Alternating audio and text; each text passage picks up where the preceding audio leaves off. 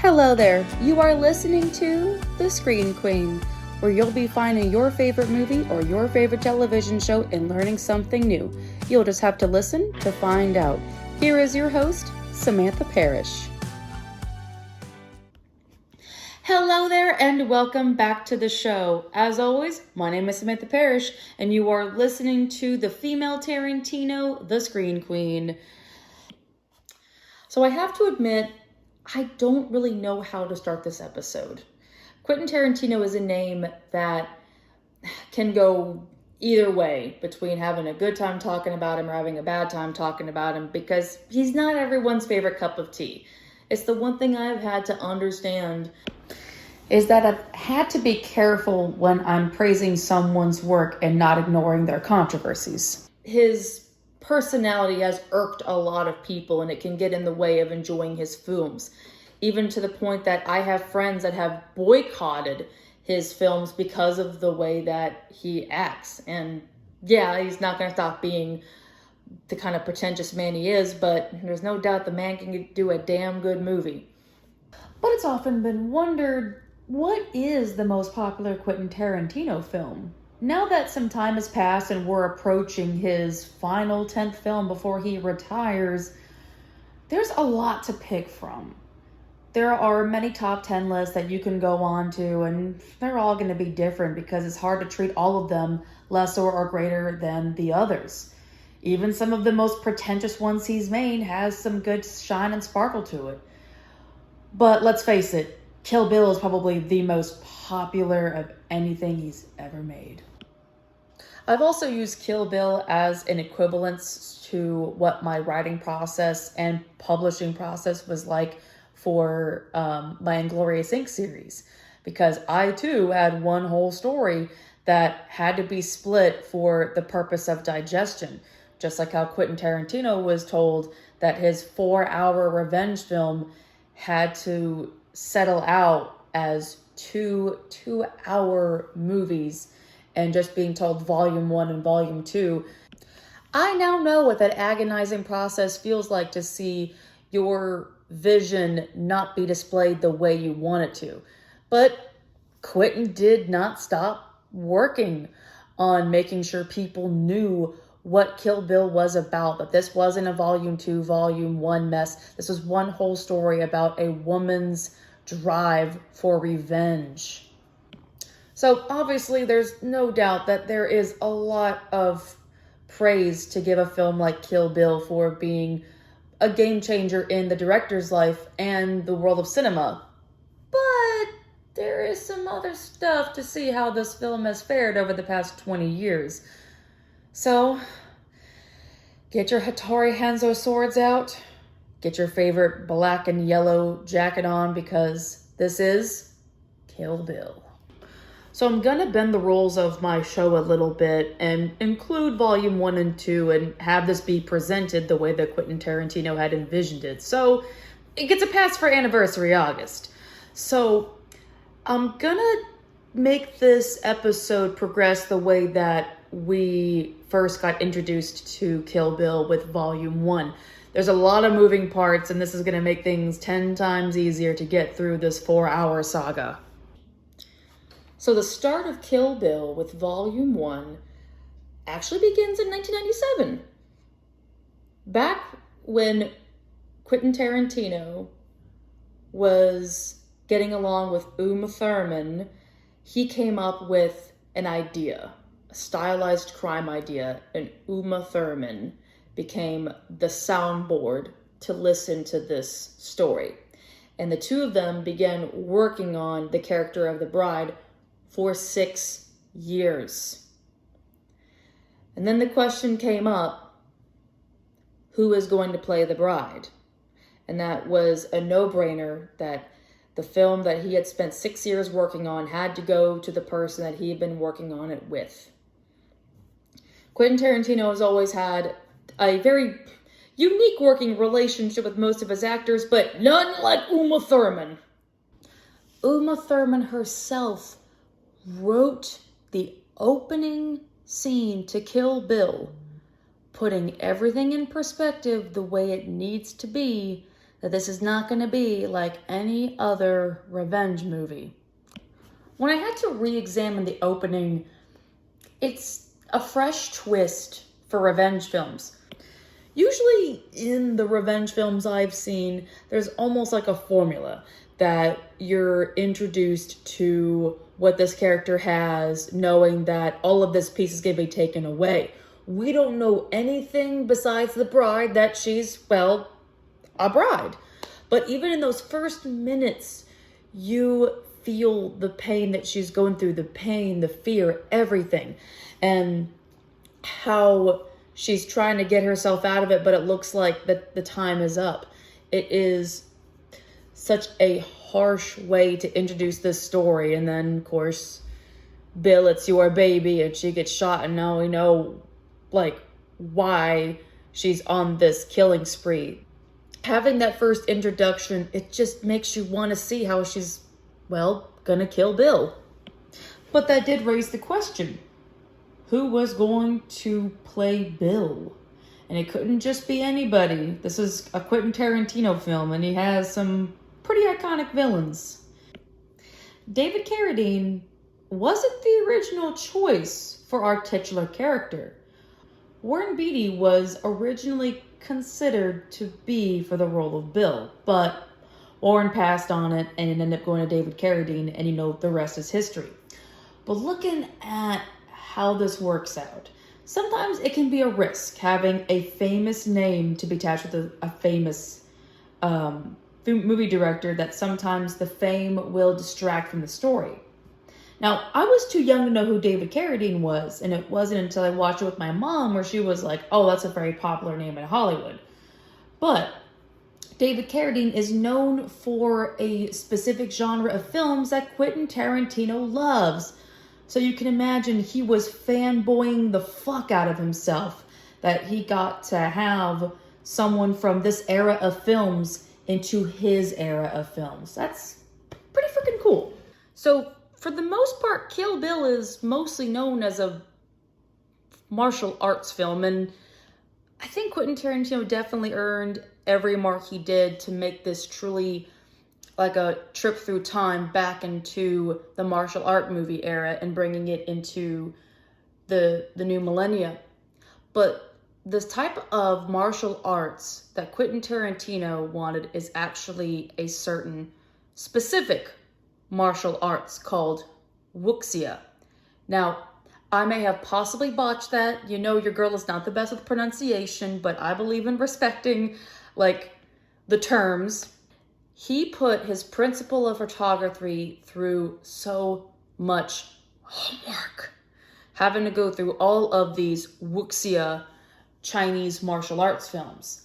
And knowing how specific it was, it does make me appreciate the film, knowing that it's not just everything in the kitchen sink going into this film. This is a specific martial arts that he has identified through most of the other things within martial arts. Like, Quentin definitely did his homework, but the sad thing though is that this is not going to be called a wuxia film. It's going to be called a mixed martial arts film, revenge film with a pussy wagon, but you get the point. Kill Bill truly was the most massive production that Quentin Tarantino put together. And I'm sure the man did not mind having to constantly increase the budget to give us a cinematic wonder. And it does feel like money well spent between the amazing sword slashing, the amount of blood that went into this to make you really feel the grit and the impact of the violence. But that's the thing. This restricted film had to have some restrictions to it. In the fight scene between the bride and the crazy 88, as much as it is basically the best experience to see a one-woman army, had to be censored due to the amount of blood. And that's where the love of editing comes along. And a woman named Sally Mankey, his editor for many years until her death in Inglourious Bastards, she edited the film to be in black and white. I don't know if it was her call, if it was Quentin's call, but whatever happened, that saved Kill Bill from having a massive backlash of having too much violence. This was like their loophole. Like, yeah, obviously you can definitely tell that black stuff flying out is blood, but doesn't have the red colored blood, you get a pass. So as much as I do appreciate Kill Bill for feeling like a time machine to an era of martial arts and action films and foreign films, let's face it, this is just a movie that is filled with references to other movies. Now, it's still 100% original. I mean, shit. It's so original that anytime you see a revenge movie plaque, it shows a picture of the bride. But the bride is made from pieces of other films. Like, for instance, in the beginning of Kill Bill, when she has her origin story about her being found by the cops and she spits in the sheriff's face in a comatose state, that's a reference to a horror film called Patrick.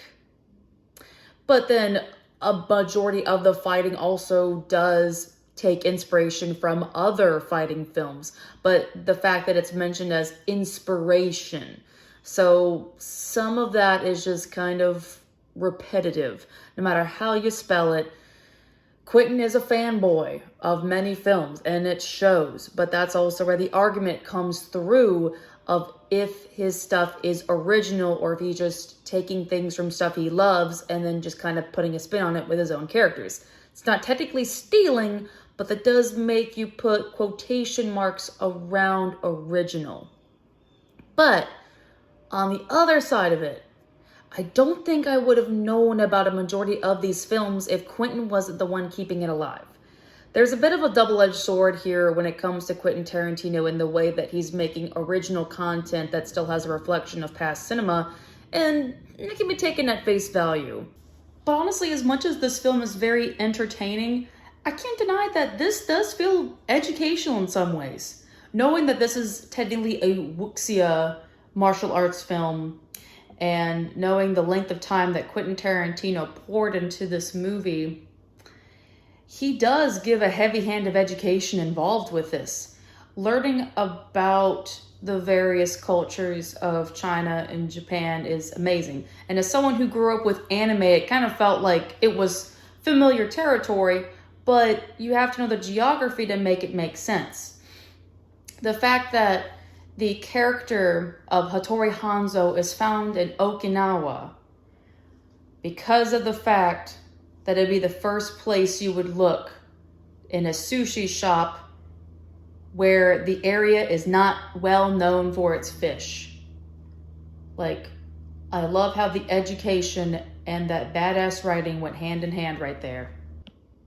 So there has been some recent news about Kill Bill, and what I'm about to tell you, it might blow your mind. Lucy Liu, who plays O-REN Ishii, submitted an article with the Washington Post talking about how she's been disappointed with the way her character has been interpreted over the years. Now, O-REN Ishii does kind of feel like an old school villain brought into new times, and it almost feels like a fresh new villain because it fits the vibe of Kill Bill. This is a woman who has done very gruesome acts to survive. She's kind of like the Chinese version of like Griselda Blanco. And over the years, her character has been over-sexualized and forgetting about the point of her character. But when Lucy Liu made this, she did not once made any spurned remarks towards her cast or the movie, just pointing fingers at the response. This woman conducted it with so much panache. If you're able to find the Washington Post with that Lucy Liu wrote, please read it. Some celebrities got to take some cues from Lucy Liu. Okay, so I got one last little fangirling thing to do before I move on to volume 2. So even though I've been watching this film for roughly 10 years now, my favorite segment in the entire film will always be the anime segment. Even though I love a majority of stuff in this film. I love what Uma Thurman brings to the role. I love the fight between her and Vivica A. Fox. I love the final fight between O-REN Ishii and the bride. But the anime segment, I feel that doesn't get talked about enough.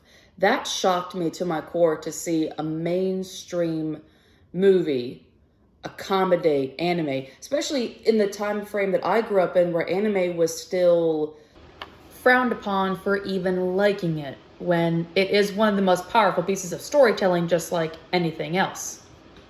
It was not what I expected to show the origin story of O-REN Ishii. It actually makes it, a lot more powerful because you can evoke a lot more violence and emotion and everything. But still, the anime scene does not get enough credit, in my opinion, for being an amazing anime segment in this film. And I believe a majority of it had to be inspired by, like, the old school animes. I mean, shit, even Go-Go Yubari is a reference to Speed Racer. So to have a movie like Kill Bill do something for the anime scene, that's pretty cool. It's not talked about in the anime scene, but, like, it's definitely respected. So before I segue on to Volume 2, I want to take the time to talk about The Bride. When I revisited this movie, it made me think of something I hadn't thought before when it comes to revenge films. How is The Bride different than most of the other people we've seen in vengeance films? I'm just going to name a couple right off the bat. Some of them you know, some of them you don't, like The Outlaw Josie Wales, Peppermint, Death Wish. Then, more famously, one on my show, The Nightingale. And I can tell you a lot of those characters share the same personality. Just become completely cold-hearted and just think nothing about killing the person that took everything away from them.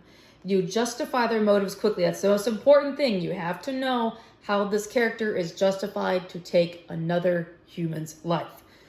What is going against our morals so we can see their motive come true?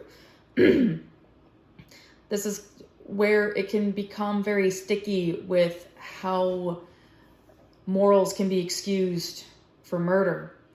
And in the bride's case, one being stylized and the other being that she is a smart character. I've never once felt that she was undermining herself. I never once felt she was out of character, out of place. I've seen her be willing to understand how to train under Hattori Hanzo. And she has shown what she's willing to do to get through it. She is very knowledgeable on her social cues, and she knows how to navigate life. She's a very straightforward person that makes you want to believe in her. There's never going to be a question that she's going to make the wrong choice. But with her wanting vengeance, she's still pretty clear-headed the whole time. The fact that she knew where to find Hattori Hanzo and willing to take the training under him, no matter how long it took, knowing that she's not going to get what she wants if she rushes the process, because she wants this to be swift and quick. There could be no hiccups in this. She knows how the game has to be played and is willing to put the work into it. And I say this because this is vitally important to think about in Volume 2 when we finally get a name for the bride, that her name is Beatrix Kiddo. And her origin story is explored to find that she wasn't too different than the way she is now, which is, funny with the way I phrase it, but hear me out. So when Beatrix is training under Bill's master, she goes through the motions. She goes through all the hardship. What do we see in Volume 1? She trains under Hattori Hanzo. She humbly accepts what she has to do. This isn't her first rodeo.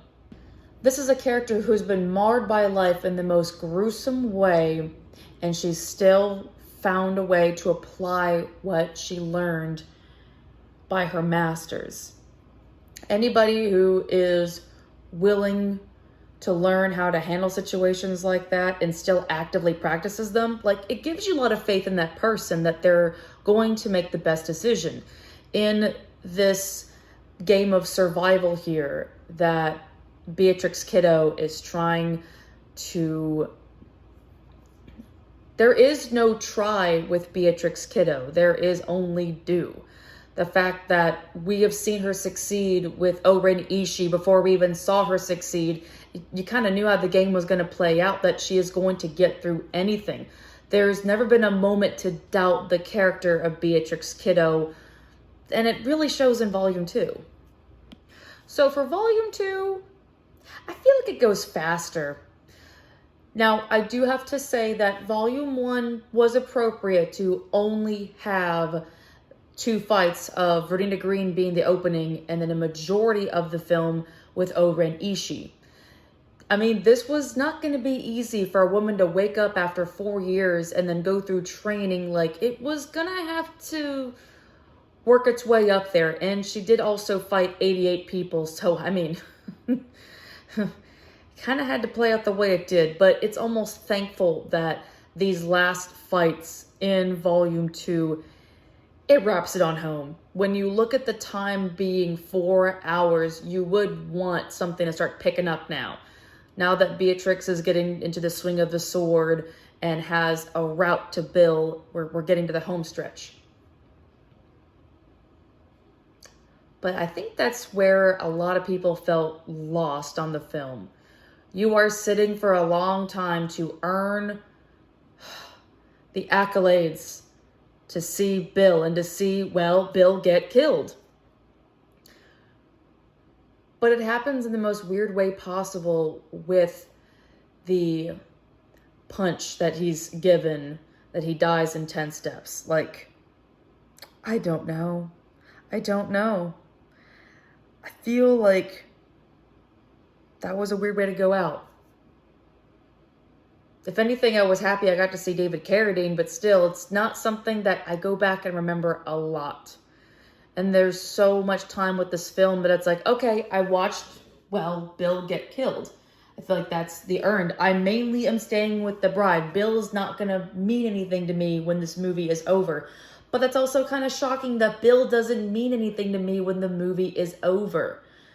I feel for so many villains and I remember their deaths, and I had to stretch my head out to remember his death. And then I feel like I wanted more out of it. I feel that it would have been appropriate to see him die by the sword made by a man that he was once affiliated with. Like, I feel like there was more opportunity there. But here's the thing, too, that I have to mention, this tangent. Kill Bill still went through rewrites. This was worked on for 6 years, and Tarantino couldn't part with it so much that he kept going and going and going and going and going. And I feel that's why I'm torn on the ending. I feel those rewrites. I feel that this is working too hard to be a perfect story that was already kind of perfect. And I feel like there could have been a little bit more room to work with Bill. I don't think I could see any other ending that would take away from the amount of emotion. And I feel like that's the only thing that makes it memorable, is the way that we get to see the bride just like crumble in relief and sadness and go through the motions, making it really feel like a full circle film as we have to end this time with the bride. But I feel like the lack of the way I feel towards Bill, it doesn't undermine the way I feel about the rest of it. I still enjoyed the ride I went on with the bride as she went to Vernita and O-REN Ishii, and then Elle. Of course, she didn't get to see Bud because, well, Elle took care of that. And then getting to finally see BB. There is still a satisfaction out of this film. I just feel like there are different satisfactions out of this film. Honestly, I'd have to say the part of the film that truly makes it Kill Bill for me, as well as everybody else, is the fight with Elle Driver. When I've talked about this movie with people, I hear more about the fight between her and Elle than anything else. Not even the Bill part of Kill Bill. Like, this scene makes Bill a footnote in his own movie. It's kind of funny when you think about it. But everything about that scene, it's like the grittiest because you're in a closed environment and you are also introduced to two sides of the same coin, is kind of the way I call this fight. Because Ellie Driver, I'm sorry if I'm messing up her name, trained under the same master, and it couldn't get through to her because of her lack of discipline, her lack of logic, anything. It was just the power-hungry character. And sometimes a power-hungry character can just go through so much immoral things for their selfish cause that it does literally come back to bite them in the butt. And in a way, she met her match with Beatrix, who can do all these things with a sense of logic and reason. And it's kind of how they will be so evenly matched with how different paths of their life that's happened. It's almost like Beatrix could have been Elle if she didn't have the logic behind it. But then it's also fun just to see Elle Driver's demise happen in the most eye-popping way possible. Quite literally. It lives in my head rent-free of her eyeball being picked out and then having it just sit there for a moment as Ellie is like going everywhere on a blind rage. It almost reminds me of Azula getting her ass handed to her in Avatar: The Last Airbender. I love when a sore loser character gets their comeuppance in a way that I'm like, good game, good game, good game. And the way that it like, the eyeball dropped and she squished it between her toes, and I'm like, wow, I'm glad that wasn't like extremely violent, but I can't deny how satisfying that was. This is one of those moments where you can just kind of take a backseat with your emotions and just go, okay, that was a cool fight. But even though there are things to appreciate about this film, there are some terrible things that happen in this film, and there's no easy way to say it. And this is where I have to go ahead and give a trigger warning because of what I'm about to tell you that has come out about Kill Bill. During the production of Kill Bill, Harvey Weinstein went to see Daryl Hannah and attempted to SA her. Daryl Hannah escaped to the fire escape where Harvey Weinstein couldn't get a hold of her. And he screamed out the window, "This is the last time you're ever going to work in Hollywood. You're never going to get another movie again." And he did. It would be until 2015 until Daryl Hannah's name popped up again in the Netflix series Sense8. That's a long time between 2004 and 2015. So Daryl Hannah had to just get pushed to the bottom of Hollywood solely because she said no. And then, you know, the rest of the story, that she became one of many, many, many, many, many women to come forward about the essay allegations. And to see her on the cover of Time magazine, that definitely put it in perspective more for me to put the timeline and see where Kill Bill is smack dab on that timeline. Looking at this film, it is a harsh part of reality to know how long Daryl Hannah had to wait, and this movie was the beginning time of her waiting period until justice came about. As much as I do love the energy she put into this movie, it's also still a little sad to have to learn about what happened to her during this movie. But that's not the only thing that happened. During the car ride sequence, when the bride, Beatrix Kiddo, is going through town, and she's going pretty fucking fast, and that's Uma Thurman driving right there. And Quinten Tarantino kept telling her, like, go faster, do this, do this, do this, and like, Uma's a big girl. She's like, listen, this is going to be dangerous. And, well, Quinten only listens to Quinten.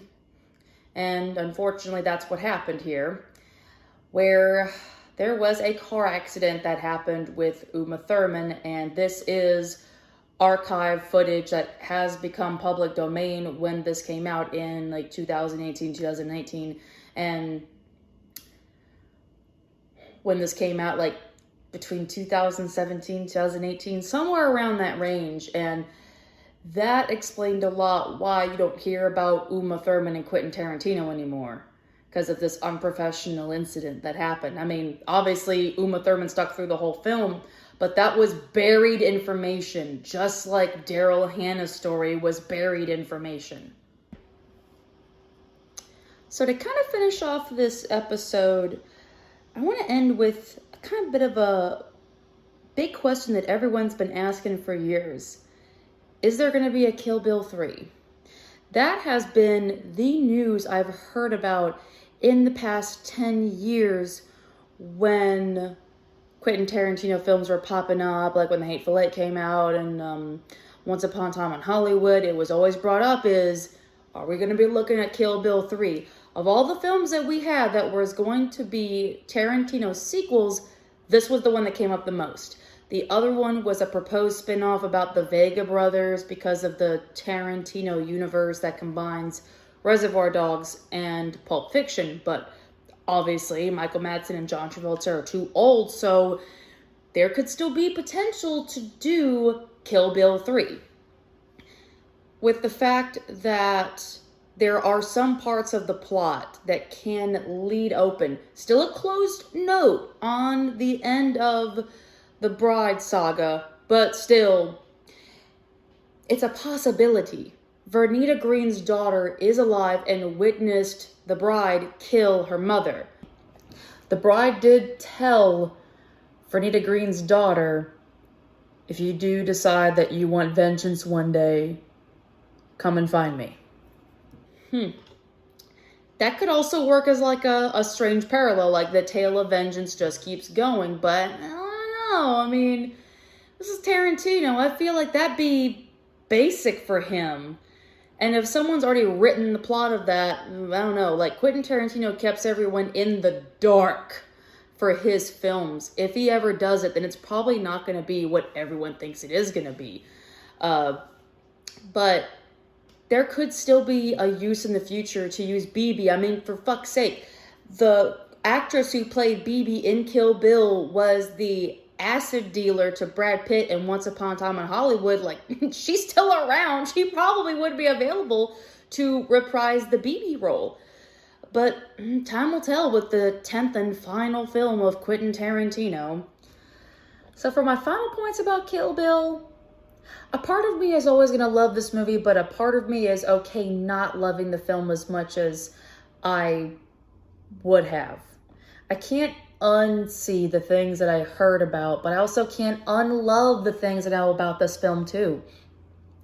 It still made a mark in cinema. It still gave me the greatest lesson that you have as a creator to still love your dream, still love your story, and have to be okay with the long road ahead of it. And this is also one of the best stories of vengeance that we haven't had in quite some time. We're always going to have that one movie that is going to be tarnished in some way, one way or another. And that's just something that we've gotten used to now, to give some love to things we appreciate, but then keep our eyes and ears open to anything else that comes through. There's a better relationship for films now that 20 years have passed with the majority of things that we've now learned from. But it's a matter of what lessons we take away from it. And I like the things that I took away from Kill Bill. It's a gritty story on the inside. It's a gritty story on the outside. But there's still some things to appreciate about the yellow-haired warrior that killed Bill. Okay. That was a lot. I was kind of surprised we got this wrapped up in under 40 minutes. This was massive, man. Phew. This was so difficult to have to play the line between like praise and criticize, to not let the love of the film get in the way of some of the ugly things. And I like to think I play my cards well, but I think I really was sweating with these cards during this episode. But okay, so now is the time to find out what the final episode is going to be to end Anniversary August. So let's go. As always, I got my little bowl of suggestions, and we're going to find out together. Now let's get into this. All right, let's mix this up really good. All righty. What's it gonna be, ma chérie? All right, I got one. What are you? Okay, I can be down for that one. Alrighty, my screen team. The last episode of Anniversary August is going to be Dawn of the Dead. That's going to be fun. We haven't done a horror film in quite some time, so that's going to be great. Alrighty. Thank you again for being here for this episode. If you want to catch up with your Screen Queen in between uploads, you can find me on my Instagram, or as I call it, Insta Spam, at the Queen of the Screen. And if you're interested in my little crime caper series that I worked on, just like Tarantino did, my series Inglorious Inc. is available on Amazon, and I have the link in the description box. Alrighty, you all take care now and stay amazing. This is your Screen Queen, signing off. Bye-bye!